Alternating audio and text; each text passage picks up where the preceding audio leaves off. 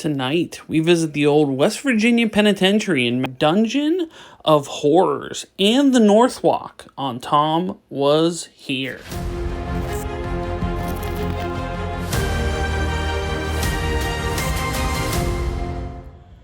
Hello out there, wherever you are. As for me, I'm in West Virginia, wild and wonderful, and we are here to check out the West Virginia Penitentiary Dungeon of Horrors and the North Walk.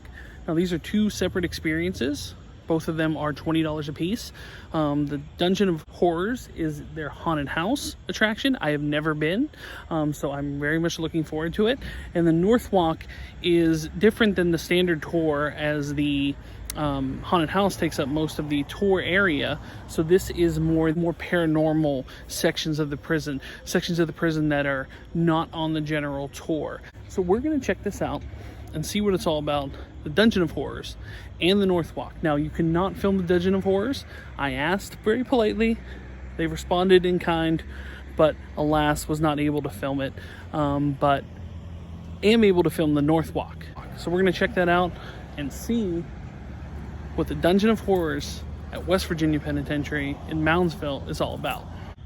So this is the Grave Creek Mound. It is an ancient civilization burial ground, and it is where Moundsville got its name. It is also directly across from Old West Virginia State Penitentiary. So if you could pick a more paranormal place on the planet, I don't think you could. I think this is it. Look, let's be fair here. No other haunt that I'll go to has this same experience.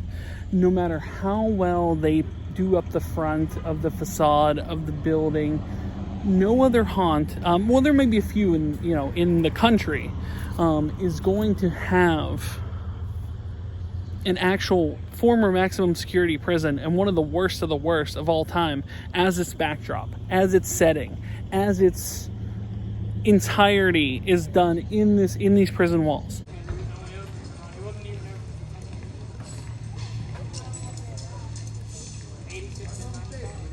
In here, everyone has to follow the rules. The rules are important.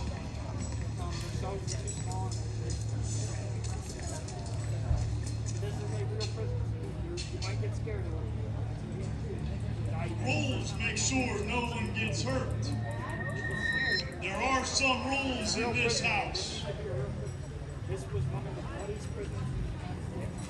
I'm not trying to scare you. Ramps, steps, strobe lights, and live bats. Flashlights, cell phones. I shot 20 on my life since I was 4. I bought this 20 gig. I got it.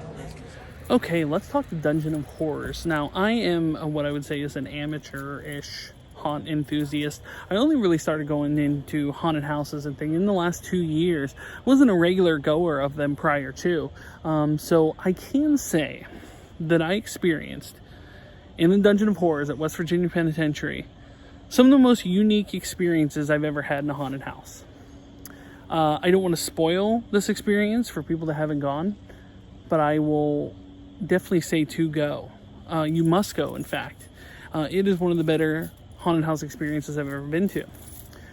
The character actors all do their job tremendously. The warden and the guard at the jump are terrific. Some of my favorites. There's also other ones sprinkled about that were also excellent as well. There's a variety of themes in this haunt.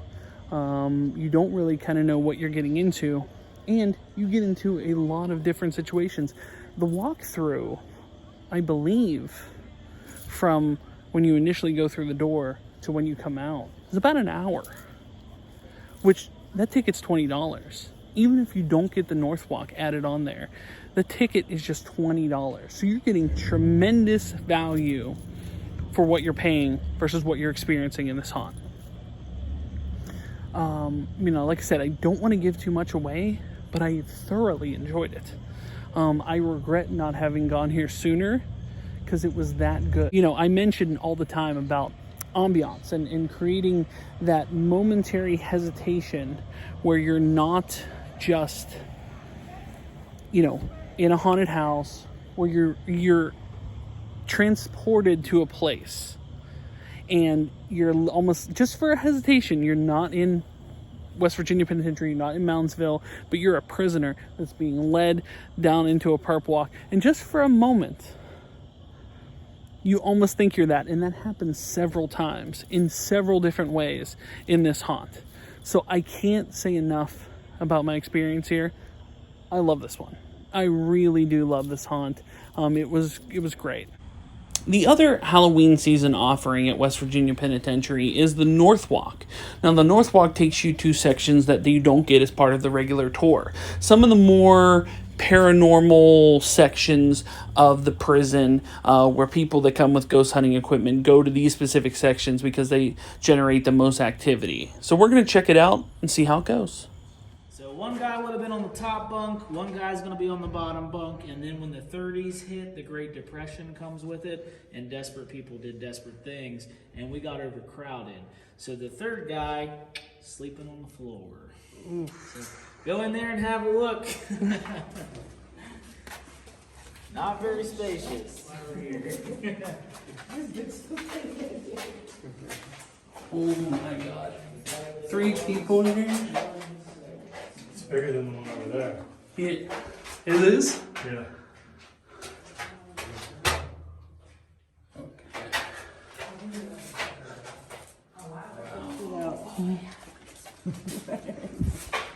They're about the same, right? That's about the same, isn't it? Smaller? When I stood here, this was bigger, yes. Yeah. Oh yeah. Yeah, maybe so.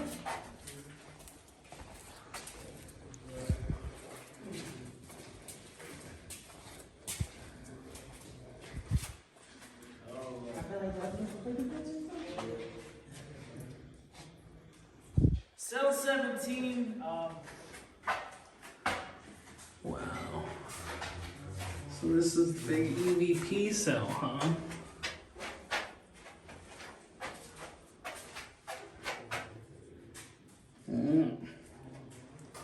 That is crazy. Cell 17.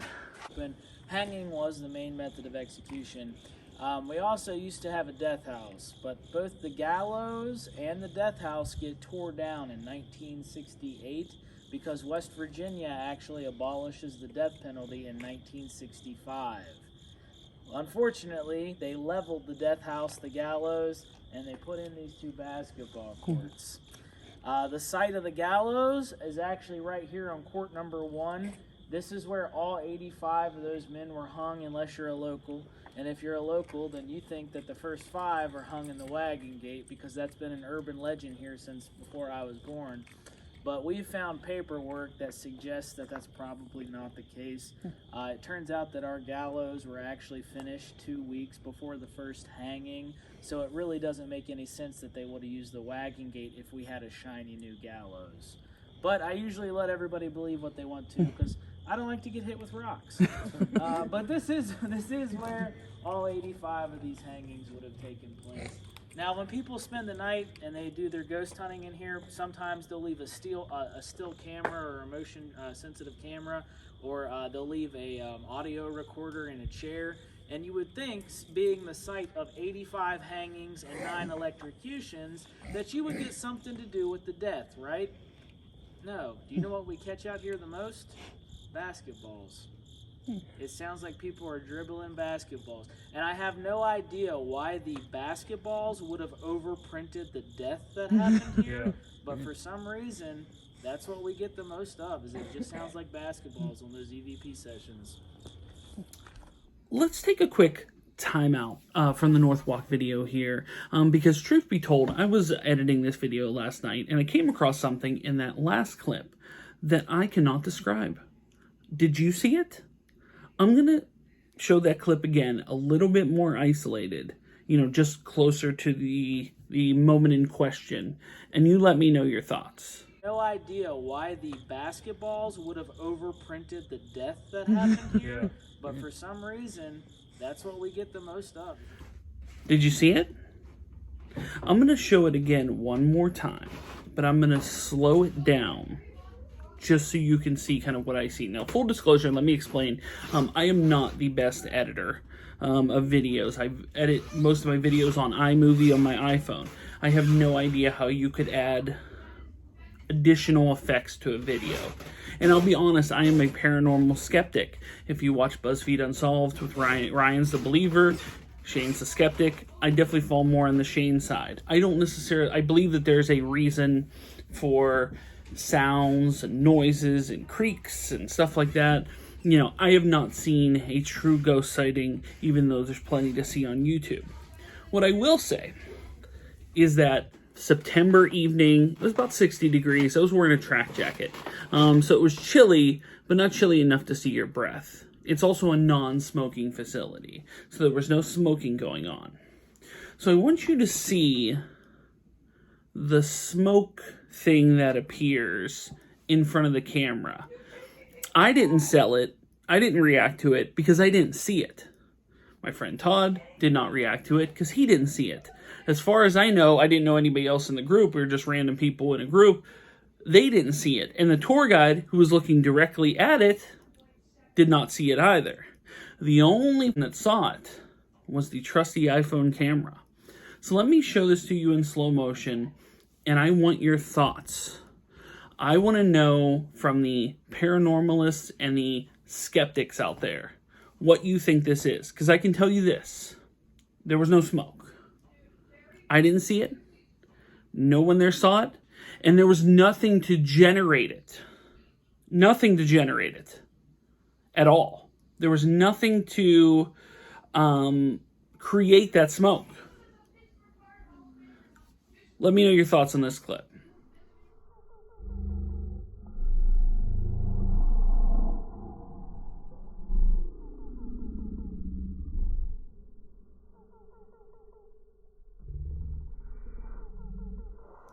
Wild, isn't it? In fact, I may test this with another video, but when you slow it down, it almost looks like you see a silhouette of a face. Now, I don't believe in this sort of stuff. So I can't say, you know, is this me just looking into it? But I can tell you with full confidence, I've never seen anything like that before. Leave a message in the comments and let me know your thoughts on this. Is it nonsense? Am I looking too much into things? Or if you're a believer of it, I want to know what your thoughts are on it. Either way, good or bad, let me know in the comments below. But I do want to know, if you're not a believer in it and you think it's nonsense, that what generated that smoke, lingering smoke that occurred. Because it wasn't your breath. Because there was no seeing your breath that evening. Because that clip that I took is about 1:40 long. If you would have seen breath like that, you would have seen it at several points. People breathe regularly. I breathe regularly. I mean, in theory, breathe regularly. But that'd be something you would have seen throughout the entire 1:40. But it doesn't come up the entire 1:40. It only comes up in that small little window right when he mentions death, of all things. So let me know in the comments below your thoughts, and let's continue the North Walk. Once you had 3 strikes, the superintendent of the installation, he would give you a sentence, either 1 to 31 days. So you could have been down here up to a month.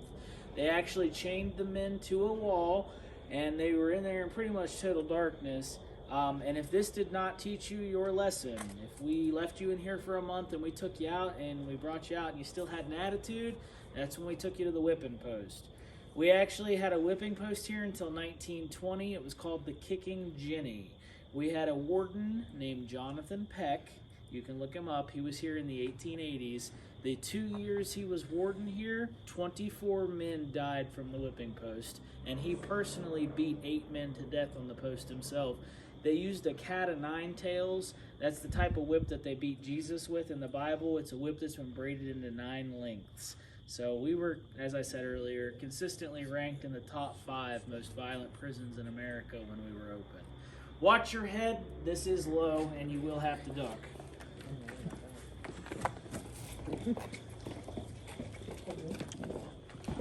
Uneven steps here. This is one of the solitary cells. They actually chained them to the wall over here. And they just pretty much left them here for their sentence. They would bring them food once a day. I forgot to record the intro to this, but what we're doing now is we're investigating what's called the apartments. And the apartments were another name for a prison cell that was reserved for prison snitches. And there was a notorious snitch named RD, and RD would snitch on everybody and anybody. And apparently, a lot of the prisoners got fed up with RD, and after lights out, snuck down here and murdered him in one of these rooms. It is a surreal feeling to be in a room where someone was murdered, let alone an abandoned maximum security prison. Snitch get next lit in this room? This. Okay.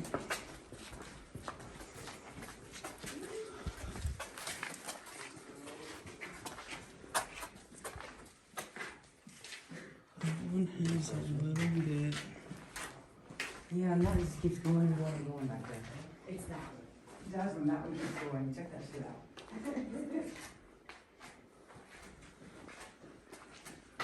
Oh, that's hidden away. There's something hidden away back there. I think it might be this one.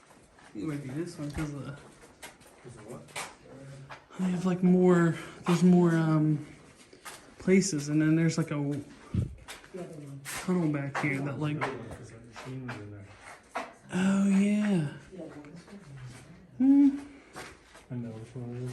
You know which one it is? Mm-hmm. Okay. I'm. The other one? I know this out. This one? All right, guys, it was this one over here. Yeah.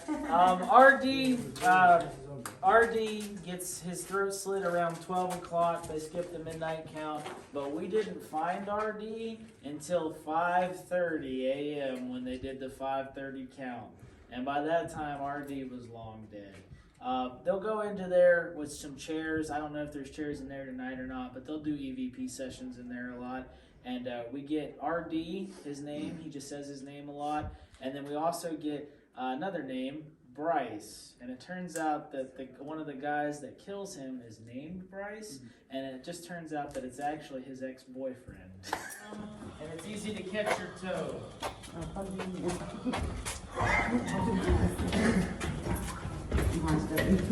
More laughing over there.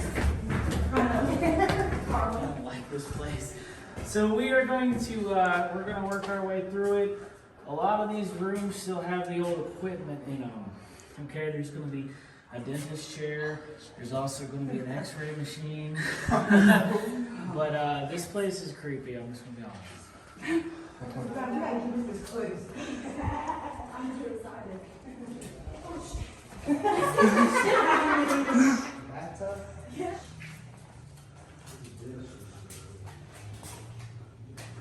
Bathtub.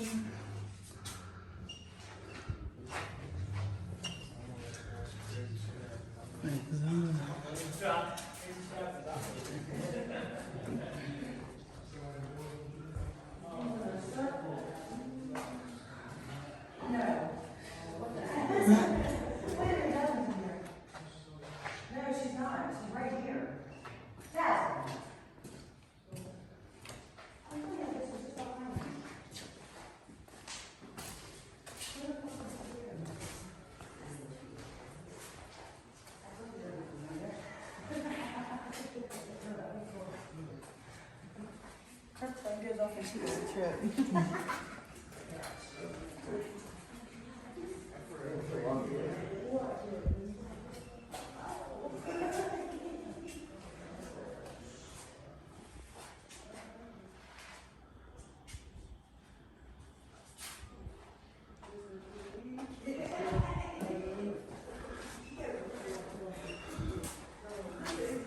Oh, ghouls. The boys are here.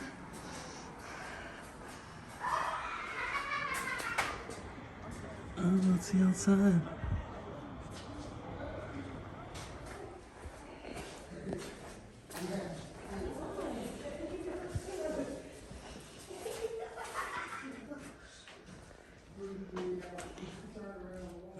Hello.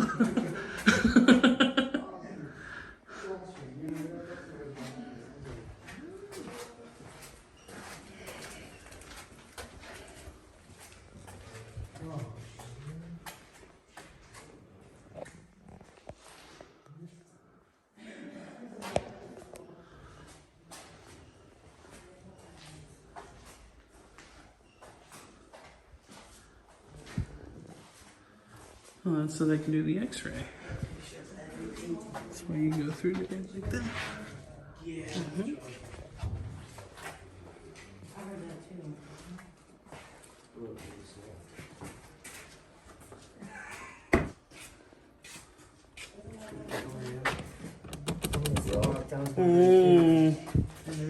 There's a reason that's locked. Where's he? I'm asking. Yeah, I would ask. I'll ask him. Yeah.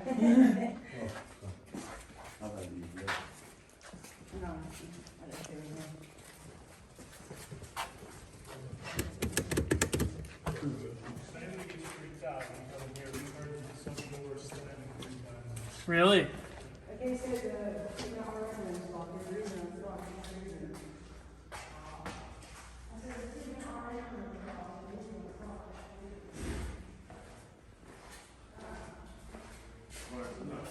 Really? Yeah. He said to me, did you hear that? Oh, what's that? That's wild. We didn't have a morgue, so if somebody did die here, they actually rode the elevator down. We put the corpse in a wheelchair, and then we pushed it into the back of an ambulance. So that's how we did it, because we didn't actually have a morgue. We're going to get ready to cross this door, though. This door was locked almost 90% of the time. On the other side of this is the psych ward. So we are going into the crazy loony bin. If they were so crazy that we couldn't handle them, we sent them to Trans-Allegheny Lunatic Asylum. A lot of our patients did end up in Trans-Allegheny. It closes in 94. We closed in 95. We were sister facilities.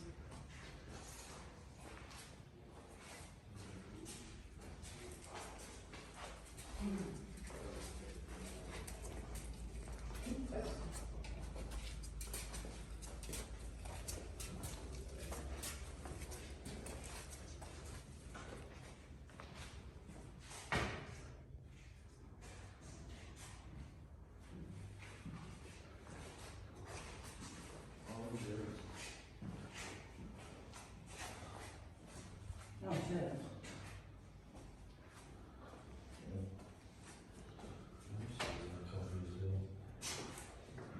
Chain the people up by the waist and the ankles and the head. Oh man. Oh, hello. Oh, that's a good echo in there. I know. Yeah, that's a solid echo in that one.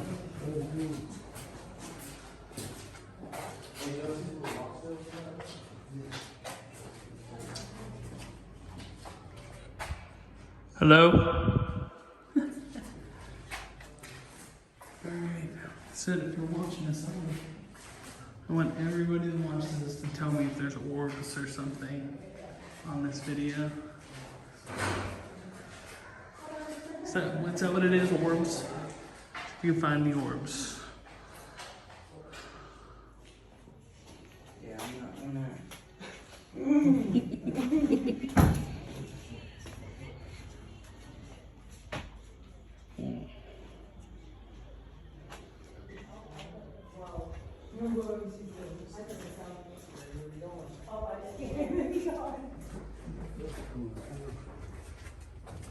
That's where you stick the rifles out and stuff. I assume. Wow.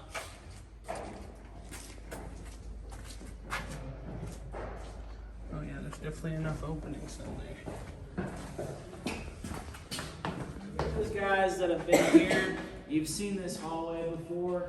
This is Shadow Man's hallway. This is where they caught that infamous Shadow Man picture that made the newspaper. This is what brought MTV here, and they filmed the pilot episode of Fear. So there's a door down at the end that says cafeteria on it. Right in front of that door, that's where the Shadow Man photo was caught.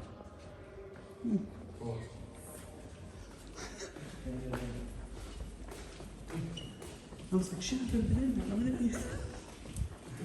I'm an idiot.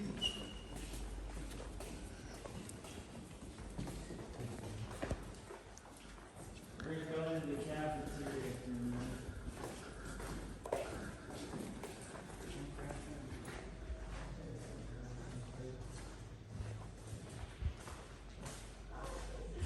Where you at? Where you at, Shadow Man?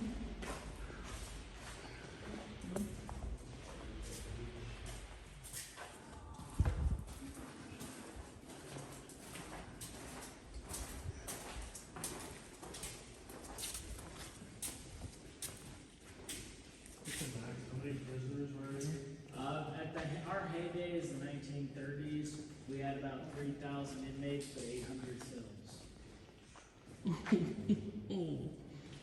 Yikes.